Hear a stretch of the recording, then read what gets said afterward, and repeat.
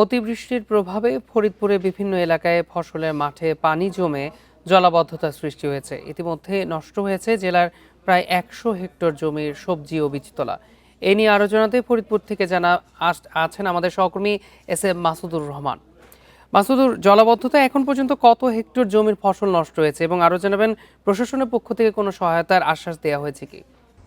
ফরিদপুর কৃষি অধিদপ্তরের তথ্য মতে আমরা জানতে পেরেছি প্রায় শতাধিক হেক্টর জমির ফসল, যেমন শাক সবজি, কাঁচামরিচ এবং বীজতলা, এই তিনটি সবচেয়ে বেশি ক্ষতিগ্রস্ত হয়েছে। বীজতলা 200 হেক্টর জমির বীজতলার মধ্যে প্রায় 65 হেক্টর বীজতলা নষ্ট হয়েছে।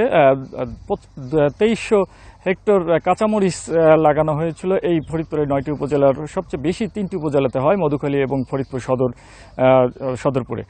সেখানে আমরা জানতে পেরেছি যে 43 হেক্টর জমির মরিচ সেটি নষ্ট হয়েছে। আর সবজি 1600 হেক্টর আবাদ হয়েছিল, লাল শাক, পুঁই শাক, এই সবজিগুলো সবচেয়ে বেশি এই অতিবৃষ্টির প্রভাবে ক্ষতি হয়েছে।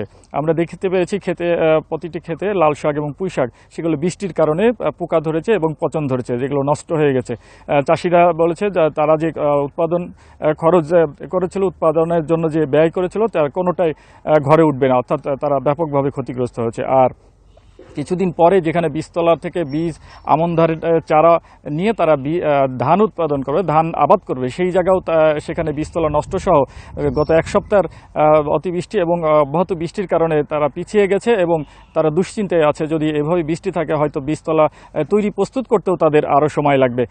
পাশাপাশি কৃষি সম্প্রসারণ অধিদপ্তর বলছে, যেহেতু গত এক সপ্তাহে প্রায় 200 মিলিমিটার বৃষ্টিপাত রেকর্ড করা হচ্ছে। আমরা আবহাওয়া অফিসের মাধ্যমে জানতে পেরেছি গত 12 এবং 13 তারিখ এই 2 দিন যথাক্রমে 121 মিলিমিটার এবং 104 মিলিমিটার বৃষ্টিপাত হয়েছে, যেখানে বিভিন্ন জায়গায় জলাবদ্ধতা সৃষ্টি হয়েছে এবং বিভিন্ন ফসলের ক্ষেতে পানি জমার কারণে এই ফসলের বিপর্যয় হয়েছে। যে কারণে কৃষি বিভাগ বলেছে যে এই বৃষ্টি চলে যাওয়ার পরে, বৈরী আবহাওয়া কাটার 4-5 দিন পর থেকেই তারা পরিপূর্ণ যে ক্ষতি সেই সমীক্ষাটা ঊর্ধ্বতন কর্তৃপক্ষ এবং সংশ্লিষ্টদের জানানোর পরে কৃষকদের বিভিন্ন ধরনের প্রণোদনার সহযোগিতার আশ্বাস দিয়েছেন আমাদেরকে। এবং তারা বলেছেন যে এরপরে কৃষক পর্যায়ে বীজ, সার এবং কীটনাশক সরবরাহ করার একটি উদ্যোগ রয়েছে। পাশাপাশি এই গত এক সপ্তাহের বৃষ্টিপাতের কারণে ইতিমধ্যে সবজির উৎপাদন ব্যাহত হয়েছে, বাজারে ঘাটতি দেখা দিয়েছে, যে কারণে যে কাঁচামরিচ 60 টাকা কেজিতে বিক্রি হতো, সেটি এখন 160 টাকা কেজি দরে বিক্রি হচ্ছে।